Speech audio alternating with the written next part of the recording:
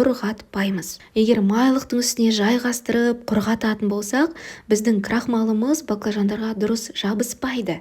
Баклажандарымыздың сырты влажный болғандықтан біздің крахмалымыз біркелкі жабысады. Нағыз қытырлақ болып шығу үшін біз крахмалды аямаймыз. Жүгері крахмалын қолданып жатырмын, картоп крахмалы да жарайды. Крахмалды 3-4 рет үстінен себелеп мұқият араластырдым. Нәтижесі осындай болуы керек. Майымызды қыздырамыз, біздің баклажандарымыз майға толықтай батып пісуі керек. Араластыра отырып, әдемі болып қызарғанша қуырып аламыз. Баклажандардың барлығын салып жібермей, осылай порция етіп пісіріп аламыз. Артық майы сіңірілуі үшін қағаз сүлгіге орналастырамыз.